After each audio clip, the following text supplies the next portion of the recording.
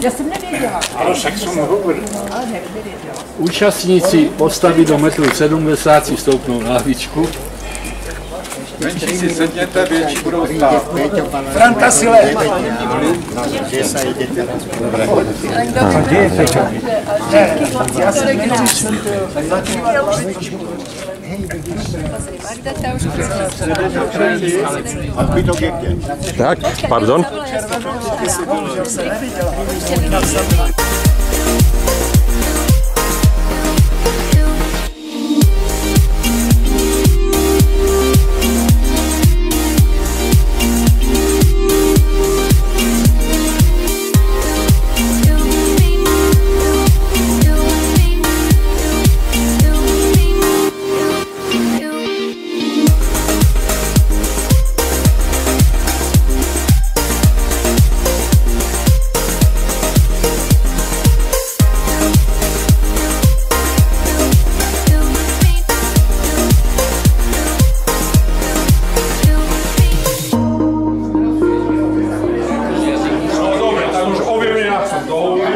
Teraz budem hovoriť o tom. Na tom Miroslava ideme cez Sliač do Lukavice, tak som mu zavolal. Dal som aj fľašu Marhulovice a Slivovicu do Taškiary.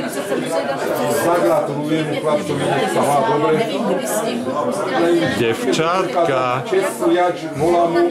Devčátka, úsmev. Dobrý, musím vás tu všetky natočiť. Vieš, krčmevrajem, ja idem do... My nejsme fotogení. Ja idem do Lukavice, tam naložím tú černozem a keď pôjdem naspäť a budeš tu na Sliači zavolať, v ktorej krčme budeš, tak tam ti zagratujem. A ja budú spiechať, ja budem na Sliači. My sme naložili na ten príves 800 tej černozeme. Rukavice sme naložili, idem na ten príves, kde sú jazdovice v tej kotalovej skere. Áno, přiblížime. Jeden z Borenčan, čo ten... Tak, výborne. Hrdého tatinka, úsmev, fajn.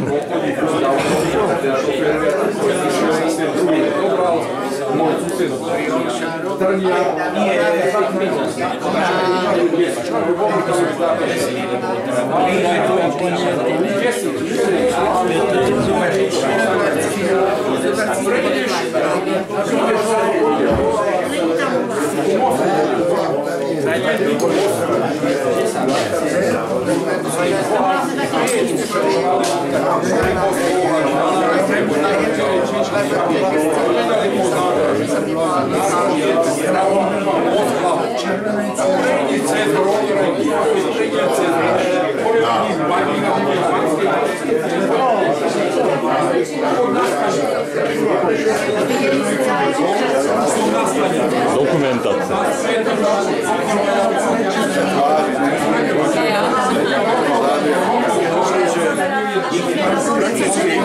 Žiadna prevádzka teraz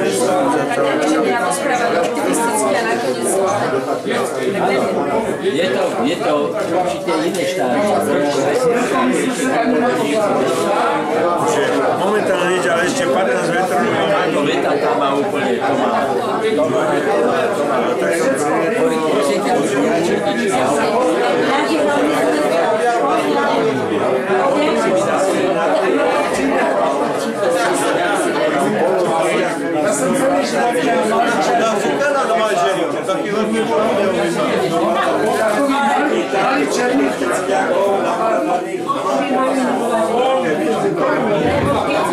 Ja mu to strašne přeju.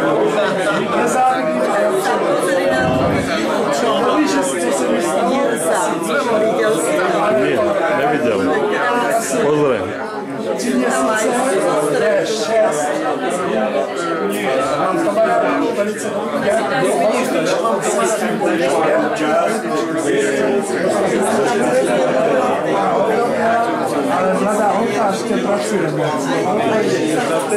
Já mám tyž takovou kočku. To je normálně nejlepší. No, ty, já říkám, že tam posledně. A je moje...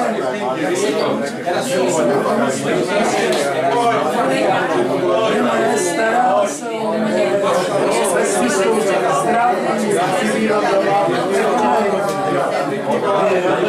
strašně pracuje a mama se doktora dělala zubaře. Toto je. Jarka tam přijde, protože mě taky to dělal zuby. My se znali takový leta, a teď najednou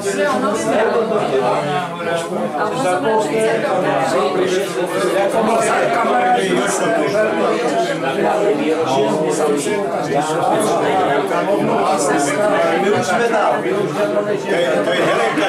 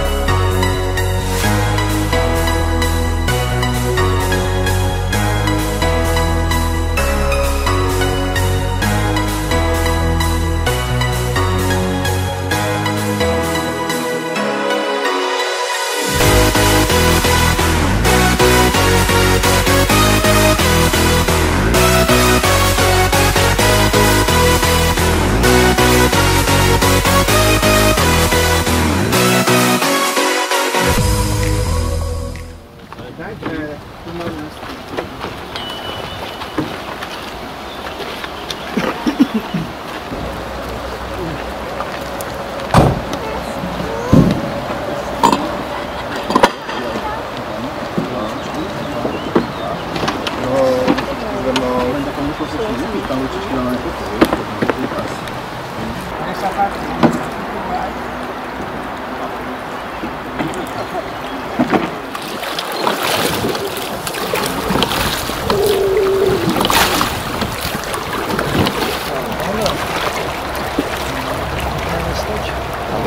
mohli být nějaký funkcí.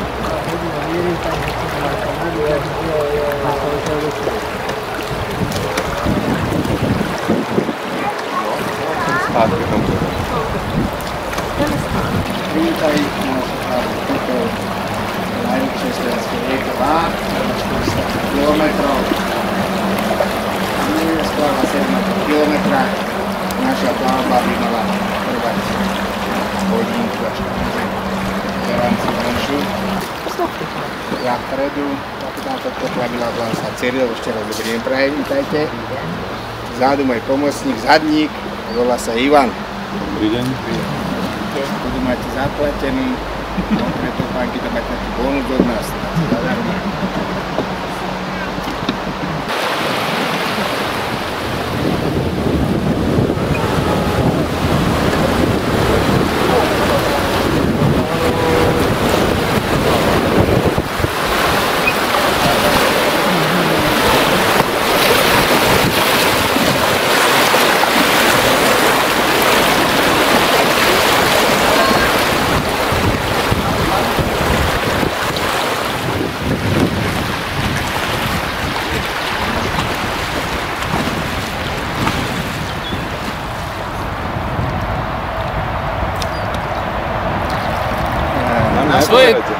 To je tak jednoduchý.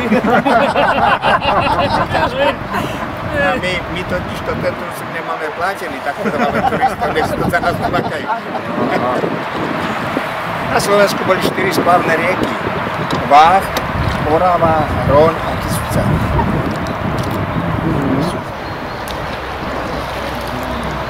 To je môj vec. Po ňom sa náhrad nasťahovala rodina Poutrácovcov, ktorá tam bola do 16. storočia. Potom sa presťahovala do Kaštiera v Krásňanoch za lepším a pohodlnejším životom. Po nich náhrade ostala len strážna jednotka, a keďže aj z tej strážnej jednotky sa počas stála útežná, tak aj tu zrušili a do tej doby hra. Pôvodne bol pod hradom prívahu aj mlín, ktorý mrel lúku pre hradné pánstvo, ale keďže čas drevo neudržalo sa to, tak nám z toho tú druhú konca dostane na to hrad. Už to tak vzali na vlastný zodpovednosť, to je udržiavané strečný národ.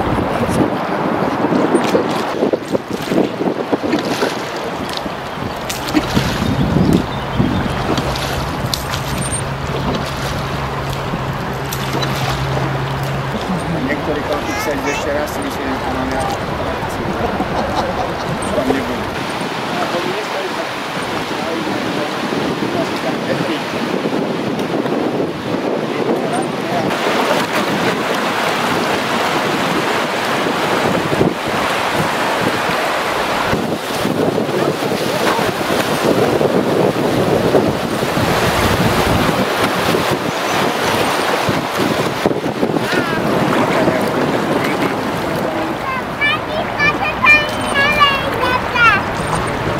Dopolovali sme na také najkrajšie miesto na našej plavbe.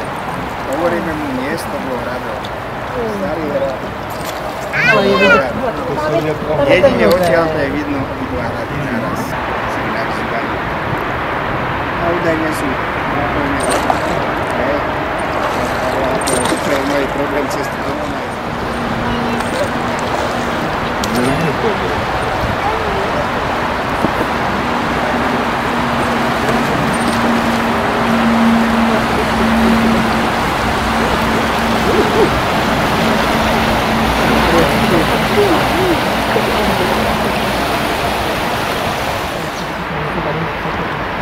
sa dozvedeli, mohli by ste mať vydať. Ešte nebudem.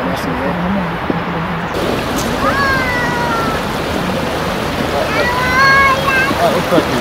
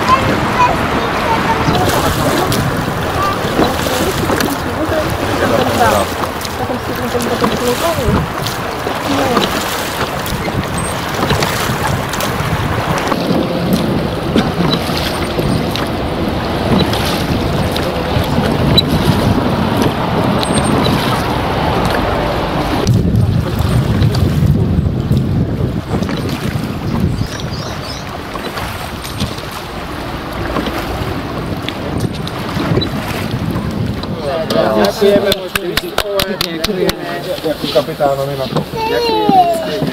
Ďakujeme.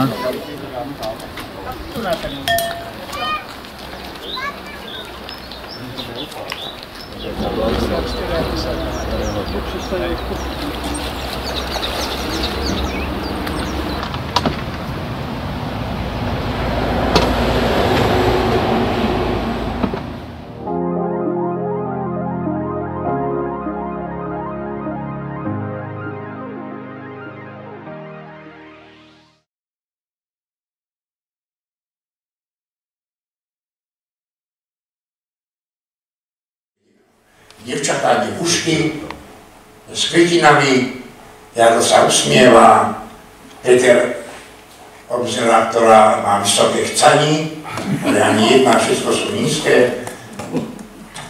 No toto je ten tábor, no toto je tá naša skupina. Ja ako šéf tej skupiny, áno, tuto vidíte, tu je Mirec Maslár, Pepa Jersa, Jarda Holubická, Libor Sušil. Áno, Peter. Tento chlapec není z našej školy, ale chodil do Maskovského inštitútu inžinierov transporta. To bol ruský chlapec. Inak mal som s ním kontakt dlho, ale potom mi jak zanikol. No tu som bol v august. Inak v noci tam bolo niekedy aj plus 2. Cez deň bolo aj 25, ale v noci aj 0 veru. Viete, vyliesť zo stanu, zo spacáku, vyčúrať sa pri minus 2, dlho sa rozmýšľalo. Na krajičku sme to mali, dobre, že sme si tam neuviazali špagát, ale no, tuto ma vidíte, no, tu idem z roboty, tu ide partia z roboty, tu ich ako, no a tu máme Vazbiča, za Holubickú Jardu, tu som s Petrom u tej ruskej skupiny, z toho sme robili. To je naša skupina ruská. Tuto sme s Maďarmi, tu máme naše stýčenie zástavy, náš tábor, tuto je ten tábor v Tajde, čo som povedal, že bol blízko toho Gulagu.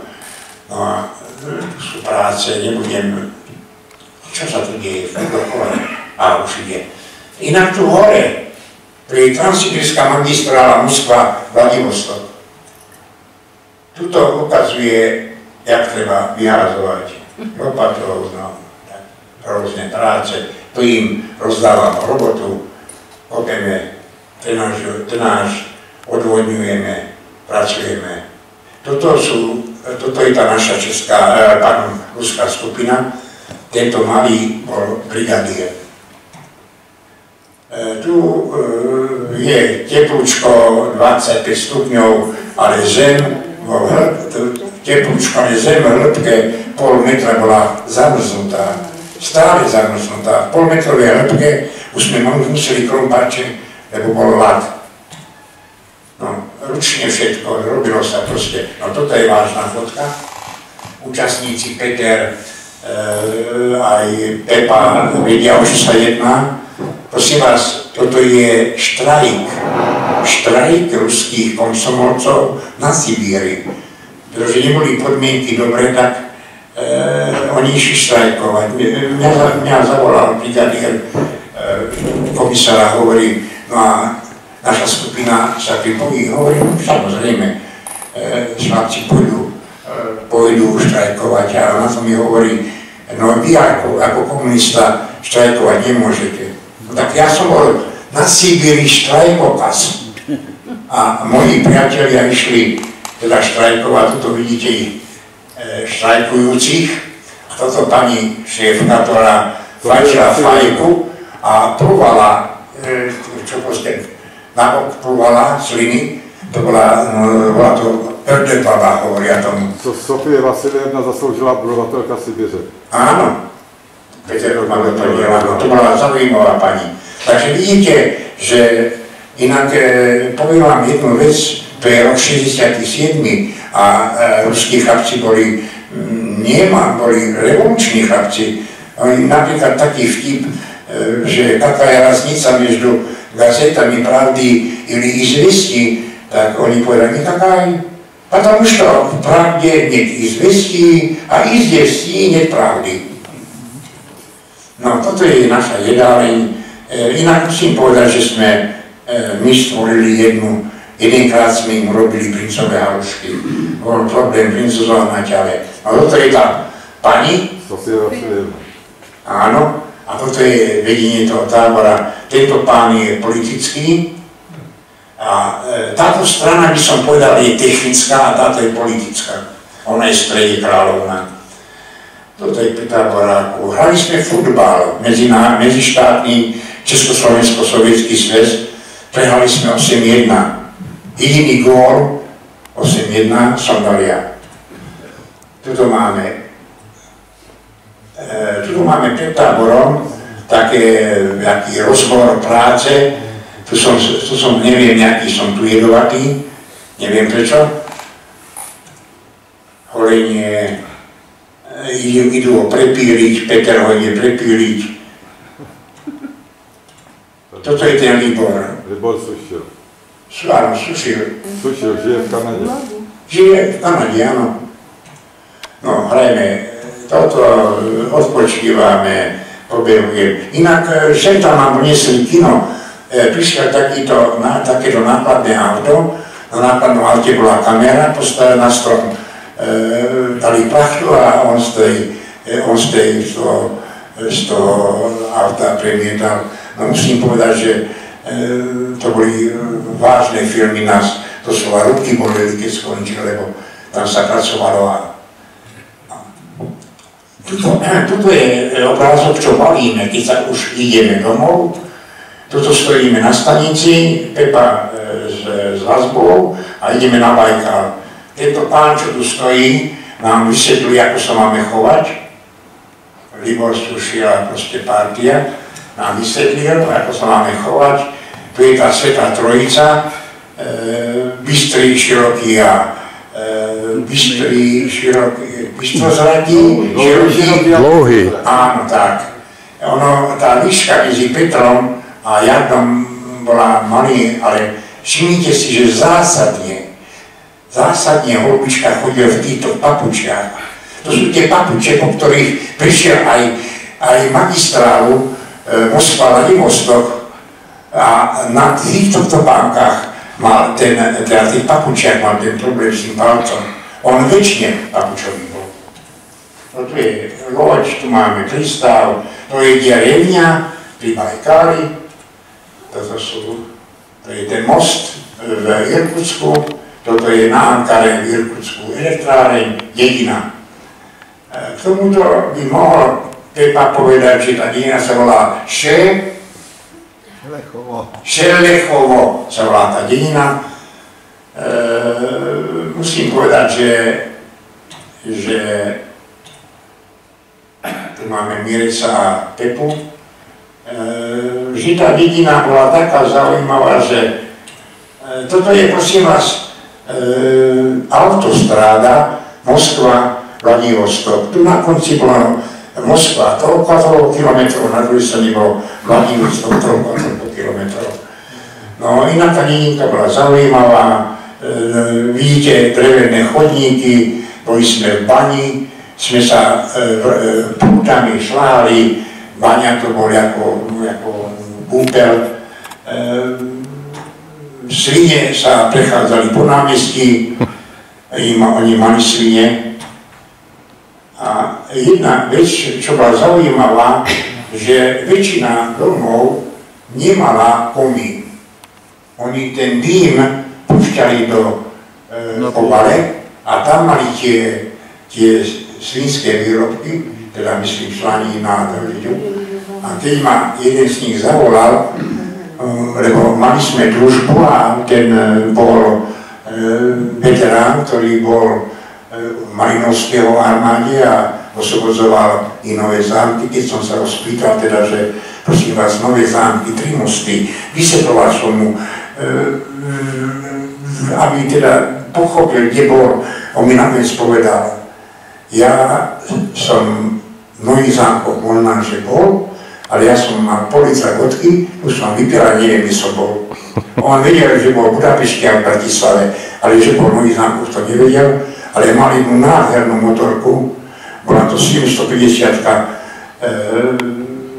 ten dome, takú, počkajte, Mercedes, myslím, 750-ka motorka, to bola s prívesom, a s tým ma zobral, ja som tej motor, on si to niesol ako veterán z vojny, on v tom prívesnom vozíku ma zobral rieke Berilovské, kde mal on mal ako chatu. No, došli sme tam a ja som nevidel žiadnu chatu, nakoniec som pochopil, keď odklopil, tak mal zemianku, v ktorej mal nádherné a kvalitné ryby, ruslíky, nakladané a tam sme sa napili z tej vody, z klobúka a chytal ryby, odrezal hlavu, hodil do fľaše, trošku octu, trošku cibule a po 14 dní, on má tak 14 fľaš, to sme akože jedli. No oni, ten dým, ktorý prechádzal cez tú cestu povalu, tak si jednom kuse udil a keď ma ponúkol so slaninou, tak na vrchu tej slaniny bola taká pol-centimetrová vrstva dechtu a to, ale tá slanina, keď ste ten decht odrezali, teda tú čiernotu, tak bol fantastická tá slanina. Toto je v dedine. No, v Moskve sme pobudli len týždeň, prišli sme na Krym. Na Kryme sme boli v Jevpatorii. Ak si pamätáte, tak bol to perfektný. No my sme prakticky boli v Rusku tak, že sme boli 3 týždne na Sibíri, boli sme týždeň v Moskve a 2 týždne na Kryme. Ja som, vážený, to prebehol trošku rýchlejšie, jak som to mal. A ešte snáď by som možná povedal, že prečo som sa ja vlastne dostal na tej vojne na to ministerstvo vnútra, do tej nešťastného Jachimova a tak, lebo ja som nebol nejaký aktívny, niečo ako keď som bol predtým Slovák a tak. Celé to sa to začalo tým, že môj foter bol predvojnový komunista, bol ako okupant, ako maďarský vojak v Dánsku. On mal zabrániť vyrodeniu angloamerických vojsk v dánskom pobreží. Chvála Bohu, sa vyrodili vo Francúzsku a nemali tí problémy. Fotel mi povedal toľko, že on si za celú vojnu ani nevystrelil. I niečo robili, tak pašovali komunistov a Židov do Anglicka, za čo mali obrovské výhody, pretože v krčmách mali všade pivo, všade mali jedlo pristavené. Bol to maďarský vojak, okupant, lebo tieto Dánsko a tam tie ostatné už nie Nemci bránili, ale boli to maďarské vojska. No a práve preto, že foter toto bol, ja som sa dostal náhodne tam, kde som sa dostal. Ale môžem vám povedať jednu vec, že za ten rok, lebo rok som bol toho vojska, teda u tej vojenskej kontrarozviedky, ja som nikdy nevedel, ani som nechcel vedieť, čo sa vlastne robí. Iba jeden jediný krát, keď po akcii išli do krčmy a oni sa pekne tí proféty z povolania ožrali a začali sa baviť, čo spravili, tak som zistil, že chytli nejakú stanicu, teda nejakého kvázi chlapa, ktorý má tajnú vysielačku a tým, že sme z troch miest s ním naviazali styk, tak ho lapli tým, že teda ho zamerali. To bol jediný prípad, čo som registrovala. Samozrejme, že o týchto veciach čo som celých 50 rokov nehovoril, ani nemám o čom hovoriť, dokonca mi to je niekedy tak na tom hovoriť, ale potreboval som vám aj tieto veci povedať. No ešte snáď môžem povedať jednu vec, že na prijímacích pohovoroch som bol v tej komisii, kde sa teda prijímalo vlaku jednej, dvaja Češi, jeden Slovák, ako zástupca teda mládežníkov. A môžem povedať, že pokiaľ chlapec má dobré proste po stránke matematiky a tak ďalej dobre, tak ja som ani mu žiadnu otázku nedal, ale už keď bol blbý jak táru, tak som mu aspoň dal nejakú tú otázku, že ak si cení sociálno, proste nejakú takú tú blbú. Ešte keď aj na to blbú odpovedal, tak sa proste do toho nedostal. Jediný jeden problém tam bol, mal Divišiak, je tu prítomný, mal nábeh na vyhazov zo školy, ale Jado tam vie, jak sme to urobili, že? Jado? Dobre, takže on mal nábeh na to, aby ukončil školu z politických dôvodov, ale bolo to zachránené. Vážený, ak má niekto otázku, mi sa páči? Franto? Áno? Koľko je ti roku? Ty si o 14 dní starší. Prosím ťa, my dvaja, starí kozáci, ty si najstarší v tejto bande, ja som po tebe, ty si o 14 dní starší. Ja som sa s tebou stretol, ty si bol vojak v železničnej uniforme, ja som bol vojak vnútornej stráži. Mal som brigád, my sme nemali ako lodičky, my sme mali brigadírky, čapice fialové. Takže s Jardom, od Jardu poznám od prvého, no skore, nejak v júli 62. Júl 62, ty ťa poznám, Jarko. No, Jardo. Jeď dál. Prosím, kto ešte volá, čo má? Raňo, keď bol vysielač Slobodné Hliby, čo si o tom vedel? Ja nič. To občas na tom rozhlase po drote, tak sa ozval vysielač Slobodné Hliby. To bolo kedy? Kedy to bolo? Jaký rok? Kedy? No, 62 sme začínali, takže to bol takový 64-65. Toľko? Si neviem. 64-65 to tak bolo. No nie, vtedy ma ešte nevyhrabali. Mňa vyhrabali na 1. Majares, tam tiež vyťahli. To teda, proste na 1. Majares mali plné gate na štátnej bezpečnosti a tedy objavili, že nejaký Daniel bol volakedy pred 6 alebo 5, no 4 rokmi vojakom a členom a tak ďalej. V 64.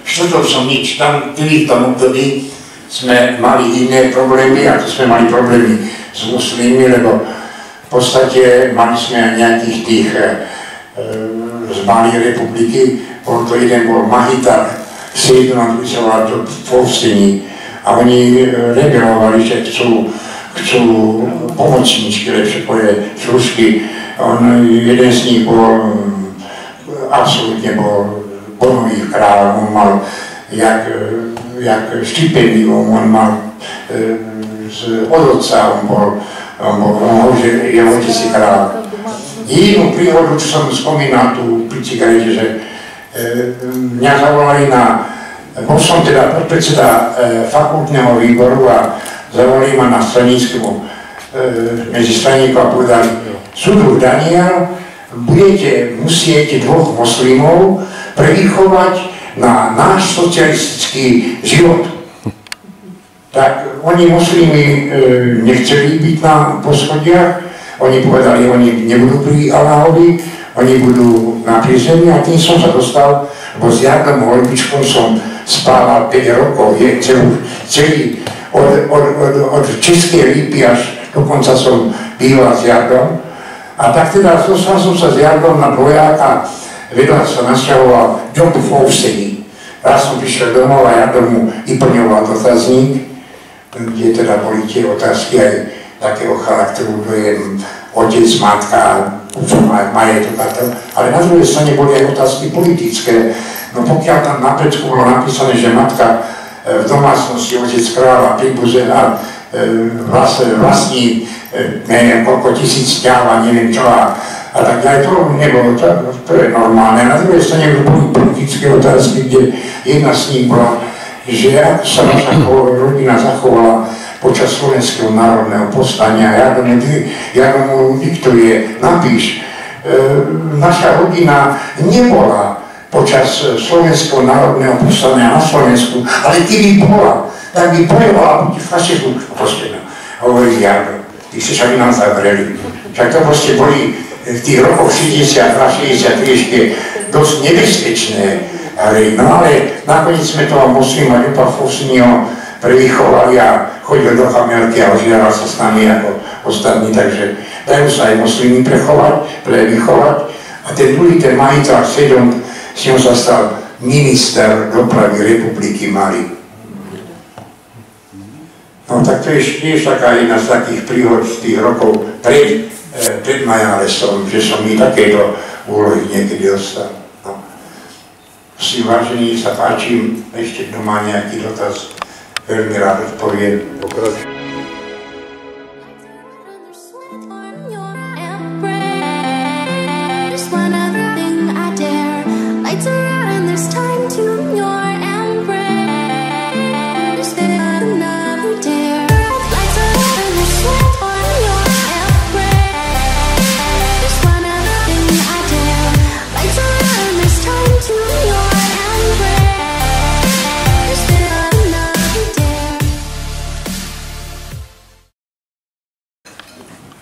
Řekl, děkujeme vám všem a držte nám do života palce. To byly slova, které byly poslední z toho jeho projevu. Jinak vás chci pozdravit z těch ze Zora, který sedějí a myslí na nás. Jardu a moji ženu. Děkuji. Ďakujem. Chce ešte niekto prispieť do začiatku? Ak nie... Jurko Barán.